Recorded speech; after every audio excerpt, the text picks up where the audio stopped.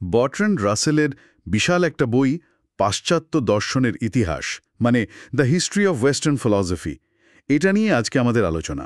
হ্যাঁ, বিরাট কাজ। আমাদের হাতে বইটার মূল কাঠামো আর বিষয়বস্তুর একটা সারসংক্ষেপ আছে। উদ্দেশ্য হল এই যে প্রায় ২৫০০ বছরের চিন্তার জগৎ, সেটার একটা নির্যাস তুলে আনা। একদম, মানে বইটার গঠনটা কেমন, মূল আইডিয়াগুলো কি, এর শক্তি আবার দুর্বলতাই বা কোথায়। ঠিক, যারা পশ্চিমা দর্শনের একটা গভীর কিন্তু আবার সংক্ষিপ্ত পরিচয় চান, তাদের জন্য এই আলোচনাটা কাজে দেবে আশা করি। ঠিক তাই, বইটা তো আসলে পশ্চিমা চিন্তাধারার একটা বিশাল মানচিত্রের মতো, সেই প্রাচীন গ্রিক সময় থেকে শুরু করে প্রায় ১৯৪০ পর্যন্ত। হ্যাঁ, ২৫০০ বছর, ভাবা যায়। আর রাসেল কিন্তু শুধু কে কে বলেছেন সেটাই বলেননি, বরং ওই সময়ের সমাজ, রাজনীতি এগুলো কিভাবে দার্শনিকদের চিন্তাভাবনাকে প্রভাবিত করেছিল সেই যোগসূত্রটাও দেখানোর চেষ্টা করেছেন। বইটার যে ভাগগুলো, প্রাচীন, ক্যাথলিক, আধুনিক আর সাম্প্রতিক দর্শন, বেশ সরল মনে হয়, কিন্তু রাসেলের লেখার স্টাইলটা কেমন, বেশ ঝরঝরে খোলামেলা শোনা যায়। হ্যাঁ, খুবই আকর্ষণীয় গদ্য। কঠিন বিষয়কে উনি বেশ সহজ করে বলতে পারেন, তবে হ্যাঁ, এই সহজবোধ্যতার একটা অন্য দিকও আছে। কি রকম? ওনার নিজের যে জোরালো যুক্তিবাদী দৃষ্টিকোণ, সেটা অনেক সময় অন্য ধারার দর্শনকে কিছুটা হলেও ছোট করে দেখায় বা অতটা গুরুত্ব দেয় না। আচ্ছা আচ্ছা, মূল ধারণার কথায় যদি আসি, ভিত্তিটা তো অবশ্যই গ্রিক দর্শন, সক্রেটিস, প্লেটো, অ্যারিস্টটল। একদম। যেমন ধরুন প্লেটোর থিওরি অফ ফর্মস, যা মনে করায় যে বাস্তব জগৎ হয়তো আমাদের ইন্দ্রিয়েরও বাইরে, অথবা অ্যারিস্টটলের যুক্তিবিদ্যা, এগুলো তো আজও খুব প্রাসঙ্গিক। তারপর এলো মধ্যযুগ, ক্যাথলিক দর্শনের পর্বটা, যেখানে ধর্মতত্ত্ব আর দর্শনের একটা মেলবন্ধন ঘটল, বিশ্বাস আর যুক্তির সম্পর্ক নিয়ে অনেক ভাবনা চিন্তা। হ্যাঁ, কিন্তু আধুনিক দর্শনে এসে আমরা একটা বড়সড় বাঁক দেখি, সেই যে বিখ্যাত লড়াই, যুক্তিবাদ বনাম অভিজ্ঞতাবাদ। ঠিক, একদিকে দেকার্তের মতো যুক্তিবাদীরা বলছেন, আমি চিন্তা করি তাই আমি আছি, জ্ঞান আসছে যুক্তি থেকে। আর অন্যদিকে হিউমের মতো অভিজ্ঞতাবাদীরা, তারা বলছেন না, জ্ঞানের আসল ভিত্তি হল ইন্দ্রিয় অভিজ্ঞতা। এই দুটো ধারার যে টানাপোড়েন, সেটাই আধুনিক জ্ঞানতত্ত্বের ভিত গড়ে দিয়েছে বলতে পারি। আর ১৯ শতক, সেটা তো আরও একটা দারুণ পালাবদলের সময়, তাই না? অবশ্যই। একদিকে উপযোগবাদ, বেনথাম, মিল, সর্বাধিক মানুষের সর্বাধিক সুখের ধারণা। অন্যদিকে মার্কস, নিশে, ডারউইন, এদের তত্ত্ব একেবারে প্রচলিত ধ্যান ধারণাকে নাড়িয়ে দিচ্ছে। এই সব পথ ধরেই তো এগুলো ব্যাপারটা। বিংশ শতকের শুরুতে রাসেল নিজে আর জি.ই. মুরের হাত ধরে এলো বিশ্লেষণাত্মক দর্শন, যা ভাষার স্পষ্টতা, যৌক্তিক বিশ্লেষণের উপর খুব জোর দেয়। হ্যাঁ, ওটাই ছিল রাসেলের নিজের জায়গা। তাহলে বইটার আসল শক্তিটা কোথায়? আমার কাছে তো প্রথমেই মনে হয় এর বিশাল পরিধি, ২৫০০ বছরের চিন্তার ইতিহাস একটা বইয়ে। এটাই কি মূল আকর্ষণ? পরিধি তো বটেই, বিরাট শক্তি।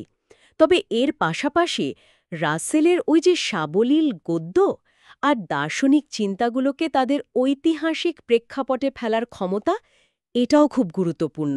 হ্যাঁ, আইডিয়াগুলো যে শূন্যে জন্মায় না। ঠিক। তিনি দেখিয়েছেন ধারণাগুলো তার সময় আর সংস্কৃতিরই ফসল। এটাই হয়তো বইটার একটা বড় শিক্ষা।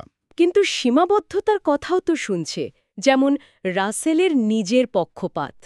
হ্যাঁ, এটা একটা বড়সড় সমালোচনা।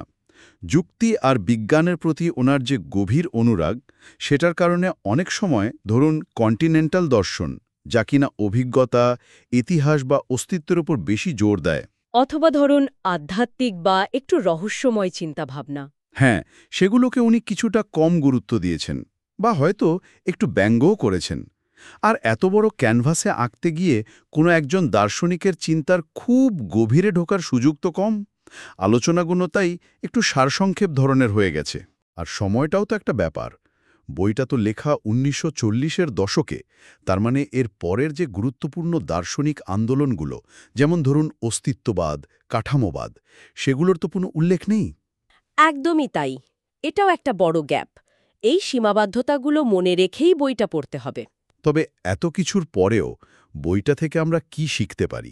এর প্রাসঙ্গিকতা কোথায়? প্রথমত আমার মনে হয় আজকের দিনের অনেক তর্ক বা ধারণার শেকড় যে আসলে প্রাচীন বা মধ্যযুগীয় কিছু প্রশ্নে লুকিয়ে আছে সেটা বুঝতে খুব সাহায্য করে। মানে আমাদের একটা ইন্টেলেকচুয়াল বংশ পরিচয় দেয়। দ্বিতীয়ত, জ্ঞান অর্জনের জন্য যে যুক্তি আর অভিজ্ঞতা দুটোই দরকার, সেই ব্যালেন্সটার কথা মনে করিয়ে দেয়। যুক্তিবাদ বনাম অভিজ্ঞতাবাদের আলোচনা থেকে এটাই তো উঠে আসে।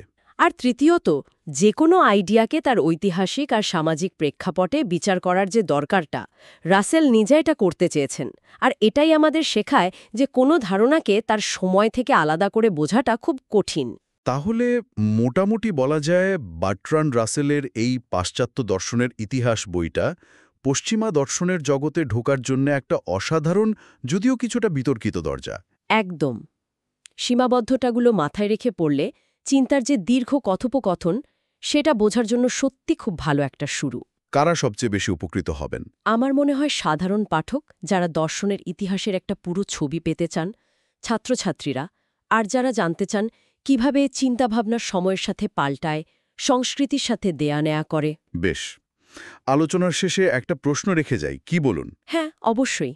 রাসেল যেভাবে যুক্তি, স্পষ্টতা, বিজ্ঞান মনস্কতাকে এত ওপরে তুলে ধরেছিলেন, আর আবেগ, অনুভূতি বা ধরুন আধ্যাত্মিক অভিজ্ঞতাকে কিছুটা হলেও কম গুরুত্ব দিয়েছিলেন, হ্যাঁ, তার প্রায়োরিটি ছিল ওগুলো। সেটা আজকের জ্ঞানচর্চার দিকে তাকালে কেমন লাগে?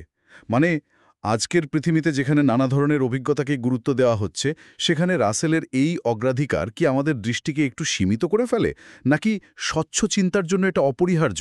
ভাবনার বিষয়। এ নিয়ে ভাবনার অবকাশ রইল।